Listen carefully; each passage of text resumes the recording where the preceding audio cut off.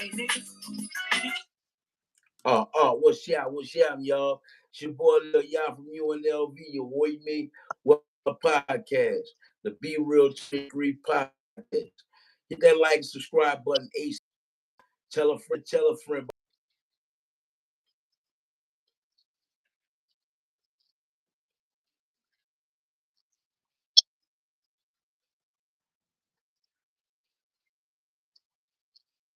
Fiend, International Jones. What's happening, man?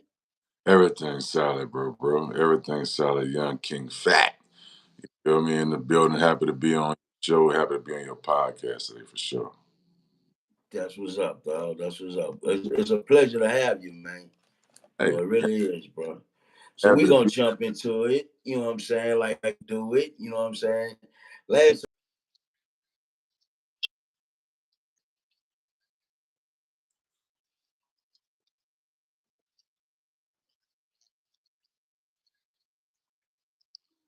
Got the red coffee. man, let me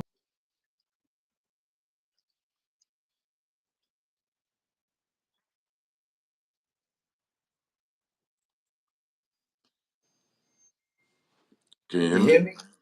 Okay, Yeah, I there can you hear go. you. It broke up. I can hear What you. huh? I was asking you, tell my people who is Fiend. Who is Fiend? Fiend was a young, determined, would not take no for an answer survivor out of uptown New Orleans. You know what I'm saying? And I was addicted to my goals, addicted to surviving, addicted to wanting to bust somebody ass on a microphone. You know what I'm saying? I was Yeah, hustling, addicted to, just really wanted to change my circumstances. right, Um, right. that that's who Fiend was. Bro, that's what's up, dog. I like that answer. I love that answer. Matter of fact, that Right. boy Chris, G was addicted. Yay, bro. Yay, yay. See, at what age did you start entertaining, Fiend? um, I'm gonna say professionally. Not professionally. Okay, pursuing music. It had to be. It had to be probably just tapping into my teens. Like it had to be tapping into my teens. Started writing, and I first was writing poems. You know what Okay, I'm saying? okay. As reading class. So was writing poems, and then I messed around and got bit by this love bug of rap. You know what I'm saying, through hip hop, and then I can convert the poems to raps. You know what I'm saying? Facts. It was still edgy and urban, street oriented. You know what I'm saying? So it wasn't. It was about probably finding the melody or finding the expression on rhythm. You know what I'm saying? But I must say it had to be my teens. Mm-hmm. That's a great question. I can't think all the way back to You the see, first, like just offhand, but I do distinctively remember running raps to my brother Moose over the phone. Once I got introduced to Moose or Devious, I remember running these raps over the phone. And man, God bless them guys. all right. Shout out to Moose and Devious. We gonna Oh, pause right there and let the people know who those guys are, man. these were two guys, man, that these are two guys that when my brother passed away, for somehow Devious and Musa were the guys the step it was some of two of many, but these are the guys that said, man, your brother, Devious, like your brother had asked me, could I get you in the studio? Your brother had asked me if I could show you a few things in the studio. And Musa and Devious and Musa was the two people that just automatically said that there's something that if I needed someone to say something was there, because they didn't have to take me under their wing. They didn't have Right, to. right. So They didn't invest their time, their energy, their funds, their wisdom. They didn't have to do this. You know what I'm right. saying? So I distinctively remember, man, once my brother had passed away, Mm, I really feel like a village of people just stepped in, man. My brother was so loved, yeah, respected. I just felt like I automatically took almost like um, a trust was left for me to take care of me for the rest of. right. Like a blanket, a security blanket or something. Right. I For mean, sure. for real. Yeah, And that's deep, dog. bro, like I can't thank my brother enough for being however stand up he was, forever being the individual he was to make people just Right. wrap their arms around me, bro. You know what I'm Man, saying? that's a blessing, dog. Brother had to And be a good dude, bro. You know what I'm saying? fat, bro, like, and I distinctively remember Devious had brought me to the studio where he was producing with Mellow Fellow. Mm-hmm. And, either he would ride with Mellow or he'd ride with Musa. Musa Mm-hmm. was like his right hand man on business and Mm-hmm. just a support system. Musa always been the support system. You know what I'm Right. saying? Like real support system. Um so that had to be my first times because I was recording around the neighborhood type stuff eventually. But once my brother passed, Black Menace had put out their first EP, Mm-hmm. and which was J Dog Threat and DJ CME, which is DJ Jazz, the DJ. And they allowed me to play a verse on a song called Holla, which is due to our neighborhood, old to our neighborhood. And they allowed me to do like a verse dedicated to my brother, you know what I'm saying? Yeah, hold And 1 minute, 1 minute. I just want to section y'all off right quick. Holly Grove, y'all holding it down, been holding it down for a minute. And Fiend hey, is one that represent Holly hey, Grove real well. So we gotta stamp that right quick. You know what I'm saying? Yeah. at 1-7, Yeah. you heard me? 0017 is yeah. Man, it's a strong, strong, strong village, bro. Like, Yeah. our period has always been something special out here. You know what I'm saying? Uptown has always been special. But I remember it clear as day. Like, you know what I'm Mhm. saying? And I got on the song and, nobody shit on me. You know what I'm saying? It was never always loved my voice and it was big. Black Menace didn't have to do that. Mhm. Um, always utmost respect for Black Menace, J Dog, you know what I'm saying, Threat, and DJ Jazz. They didn't have to do that. And the Mhm. executive producer of the label with guys at our neighborhood that had put their money together to start a record company. Okay. And rest in peace, Ephraim. Shout out to Shorty, you know what I'm saying? And Roger Smith, rest in peace, Roger Smith. And man, they just looked out for me, bro. You know what I'm saying? Mhm. That verse on there, and so guys got to see what my voice sound like.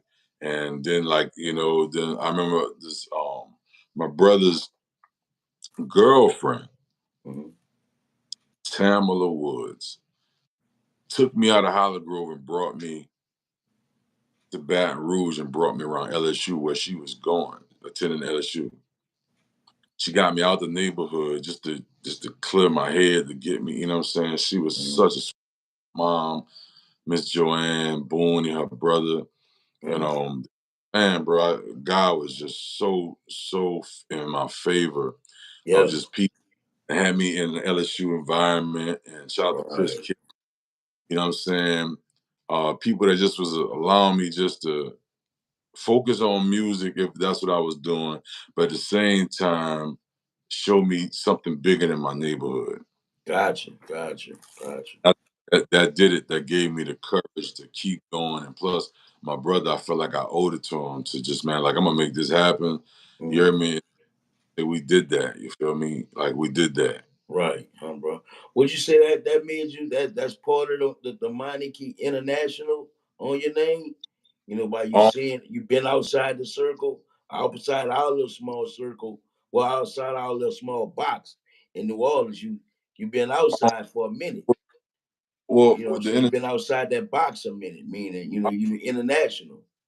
right. I think the International Jones thing really, really, really took place in 2010, Mm.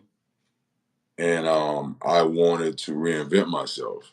Okay, okay. I mean, I remember one day I was doing something for Jazz Fest. I had the opportunity to perform for Jazz Fest. Mm. And for somehow the people told my manager my name. They was like, his name is Fiend. We don't know if we want to book someone name. And I was Yeah, like, yeah. bro, I'm like all the wild acts and things. Right. But if you can't, Political, watch. political reason. Yeah, so I was like, that was a thought, but man, I just thought it was time to reinvent myself. I Gotcha. had of what I did with the name Fiend at the time, No Limit and Big Boy. I just had enough. I was exhausted. I was signed to Rough Ride. I went to jail in New York. Like certain things that happened. So I was tired of the name. So International Jones had let me know that it's okay to graduate. You're supposed to, life's supposed to do this, most of the time. You know what I'm saying? No So doubt. Jones, really, at first it was SL Jones, see, Estelle John? yeah, but I met a little partner in Atlanta, and I'll never forget this. He was like, I call SL because I drove a SL, Mercedes SL Coupe. You know what I'm saying? So I was like, it was just another kind of like another AKA, PKA. You know what I'm Gotcha, saying? gotcha, Yeah. gotcha. Look at this, man, this artist reached out to me and said, "Big homie, that's my name." Hmm. That's- I go by SL Jones. I was like, for real? He's like, you met me, man. I was like, I said, man, he's like, Mm, man, my that's invested money in me, man. They feel like if I can't get my name straight, they may not even want to invest in me. You know what I'm saying? So I literally, I respected his mind. It right, was a cool thing or nothing. I just shut it down. But that's right. because, Wow. you know, International Jones is to me a ghetto boy. Grew up uptown, and he got Right. a chance. World. I got a chance to travel the world, see the world, and know my value. So it became International Jones, and I Gotcha. reached myself, and I went forward with the Jet Life brand to be as a new artist as International Jones. You know what I'm saying? And it was what to do. That's what it was. I've evolved. So like if Biggie was still here, Tupac was still here, would they Mhm. still be going by those names? What would their music sound like? That Right, was kind of I was tapping in. What do grown man music sound like? What does a man who's traveled the world? What does a man who evolved? How would he see himself? That's what international. gotcha. So, are you signed to Jet Life as an artist? I am signed to Jet Life as an artist, but I have a little bit more of it's a little bit more in detail what we do. Mhm. Like, like it's like being somewhere that you love and you don't just wear one hat. You know what I'm Gotcha, saying? So gotcha. yeah, definitely. Say that thing for sure, dog. Definitely. So being a great artist and a great producer, what do you prefer to do the most? Being an artist, being a producer, not subbing the great at all, my dear brother. um, I, so I think it's according to my mood. You know what I mean? Okay, okay, Mood. You know what I'm saying? Some beats out here that I didn't produce and make me want to express myself vocally. okay. That's not I don't rap no more. I'm a vocal artist. You know what I Mhm. mean? We passed just rap. Rap Right, has got a bad name. We vocal artists, the way we right. organize together. So I love to produce too. I love to produce, but I think it's on the mood. You know what I'm Okay, saying? It's probably for sure. okay. Definitely. Uh, at what age you knew you was great? At what age I knew I was great? Before Um, Big Boy, after Big Boy, before No Limit, or when you felt like you had that stamp like, yeah, I'm ready. man, um, that is a great question. That is a great question. I'm gonna say you gotta feel something to keep going. Period. Mm, confident, definitely. Right, and I don't know when that tapped in. Maybe my hunger and my drive was bigger than just thinking I was great. You know what I'm saying? But I think that when I was able to, I think when I was able to, okay, when we put out "Won't Be Denied" on Big Boy Records, Mm, a lot of my instrumentals I couldn't perform off. I don't think that I would. I don't think like you had to be a diehard fan to want to enjoy me do these songs on those beats.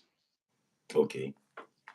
So picture, I was performing as Fiend after doing a Big Boy Records era, but I didn't perform over those beats. I think that might have been when I figured like you got something, you great. I ended up changing all the beats to stuff that Mm, was to date by other artists. gotcha. I took crisscross instrumentals. I took this one instrumentals, and I would do my album songs off of "Won't Be Over. the Yeah, I got you. Got you. Instrumental" Yeah. for my because the energy was up and it That was shit big. was dope. I bet that shit was dope. Right? Performing Yeah. Facebook all the time, performing these same songs off of "Won't Be Denied" Yeah. off, off of these other instrumentals. I was doing that then, like real shows. Right. So that might have been did lyrically. Like I think, man, lyrically, maybe like getting on No Limit and doing like probably releasing my first LP. Um, there's when they're a family. Mm, It touched so many people. You know what I yeah, mean? it definitely did, though. I think, But that was a yeah, hell of an intro. Then you came on the scene loud. bro, I'm the best motherfucker. Man. like, bro, God damn, even boy. That was.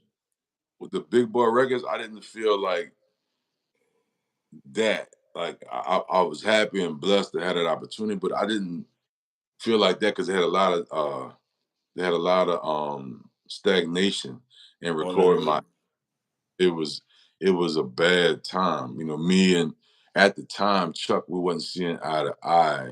So Mm, God bless, man. Before he passed away, me and him chopped it up and reconciled. Just it wasn't just as men because we mm, did.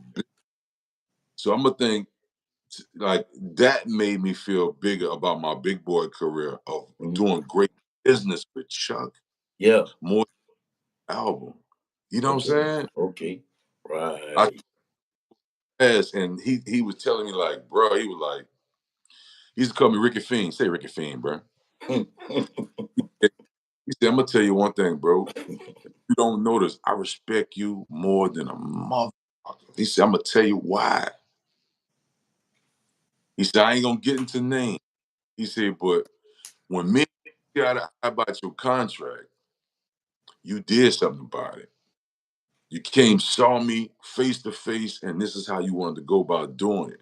Mm, So even though you were young and you know what I'm saying, as an artist being young and emotional, you you came saw me and we saw eye to eye about it. And when we didn't see eye to eye, we had overstood. We didn't see eye to eye. And then you mm, went about the release, how you got your release on the business side and kept it moving. He said, so I respect you. Like, man, I got another, you know what I'm saying? Because most people can't do business with each other and be and be cool. And mm, if you and I got my lens, and that's two different perspectives. So we got to find a medium somewhere and keep it moving, or we may not be able to do it, but it shouldn't. You know what I'm saying? And Right. man, he told me that, bro. Like I was like when you in your gut feel like this is what's right for you, Mm-hmm. but now you might be telling you something different. You know what I'm saying? Mm-hmm. So like I respect that. I think as a young business person, I'm happy that I took the initiative like that to know that Yeah. he tell me I was right. Years later, he told me I was right for us to continue more business on That's some what's stuff. up, dog. That was big to me, bro, because he Yeah. told me that dealt with that he didn't get that type of respect. He had to get a phone call and it was like, well, he over here now, Yeah. or she here now. And that was upsetting to him to know that, Right. he just didn't make sense to him. Like, you know what I'm saying? Like Mm-hmm. what that I mean, so yeah, man, like from the business aspect, I appreciate my big boy career, For you sure. know, sure. Bro. See, I noticed you and those Spitter. Shout out to Spitter, man. Y'all boys deep, deep. Y'all big in them crates, man. Where the love for that music come from, brothers? Even Spitter, Cello, man, OG Cello. Man, y'all boys know music, dog. And I mean, I went to high school with you. You don't remember, but Sure. I was in a band. I was a band head, and I don't remember you in that band room. So where the love come from that music, man? That's funny. That's funny you should say that, man. Shout out to Seller, shout out to Young Tate, Young Spitter. Yeah, Um, shout out to Fat being at Waltel Corn, known with that no 35 doubt. 20. Oh, you hear me? Yeah. Not I got music notes on my class ring, Fat, Wow. right? Bro, like I Damn. was my autograph in middle school, Fat. I I hear was that one. What you say? I, I was practicing signing my autograph in middle school. Yeah, you know you was gonna be a star. Something was gonna happen, Fat. Right. Fat, But I'm gonna you say that wasn't in a band. I don't remember you being in a band at Cohen. again. I was practicing signing my autograph in middle school, Damn. doodling all day. Bro. I band, I didn't play the instruments, but I wanted to be in the band around music. Okay. Okay. Music. I see music sometimes. Like I can't even explain it, bro. Like Right. I, I express music in textures. You know what I'm saying? Of feeling because people remember how you make them feel. You know, and that's what music could do. That's why the nostalgic stuff is big. That's why 50 Cent and Beyonce and we consider like late 90s artists, early 2000 artists are killing it in tours. And a lot of new artists can't sell out tours because how the The music make music you feel. Right. so I understood that Mm-hmm. and I didn't run away. And we from an era where we were turned on to the Brothers, Earth, Wind and Fire, the Nita Bakers, Sade's, the Barcades, Mm-hmm. Cameo. Y'all You know go what I'm y'all going way further than that though, dog. saying? Right, Y'all right. boys Oh, be in them crates, I'm in the dog. crates. I'm in the crates all the time. I'm digging in the crates all the time. And I don't care what the genre of music is. I don't care if I could speak. Right. I And don't I care if I love that, bro. I love that, dog. bro. Man. In there. Like I got a laptop full of samples right now, bro. I promise you no lie. I get around Snoop today, he might tell me, man, open up that laptop. Let me You already know you got that fire in there, know. DJ Paul gonna say, man, open up the laptop. huh? Bro. And I love to share music stuff that everybody might be on, but it feels the Yeah. same. It feels good. You know what I mean? And I pride myself. Right. I love music, bro. Never played an instrument in my life, but the drum machine allowed me to make it seem like I'm a classical pianist or something. You know what I mean? Right, bro. Yeah. But I love music, bro. Love music. That's what's up, dog. What's your Love music. sign, Fiend? I'm a Taurus. Okay, okay. That's what's up, man. Say Hey, you mentioned I share the same birthday with Stevie Wonder. okay, and I share the same birthday as Michael Jackson. Come on. There it No is. doubt. No doubt. Come on, Fat. Yeah, You know, bro. For been real. for great, heard me. Yeah. Same here, though. Vice versa. So you mentioned as a kid you used to sign autographs. What did you want to be? You knew you was gonna be something, but what did you want to be? I wanted to be as a kid. I wanted when I realized I wanted to be a rap artist. I couldn't even see as far as a vocalist. I wanted to be a rap artist. You know, like Eric B. and Rakim, Mm-hmm. Sonic, Your um, dream came true, dog. Like a mother. man, Public Enemy, Chuck D. You know what I'm saying? Craig G. You Yeah, know, man. these All agrees, boy. these are the people I really wanted to actually to tap into and be like, Mm-hmm. yeah, thank you so much. My wife was reaching me the rest of our breakfast just now. I probably be done froze, but I can still hear you, dog. You hear me? Was but that's Yeah, I my think phone rung, man. Damn, not it's all good. But we gonna yeah, sign, huh? yeah, we good. Let's just a still picture, don't matter.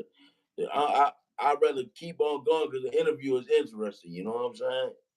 Do we need to close it out and just open it right back up? Okay, we can do that too. We can do that then. Try to All do right, that. all right, yeah. All right. All right.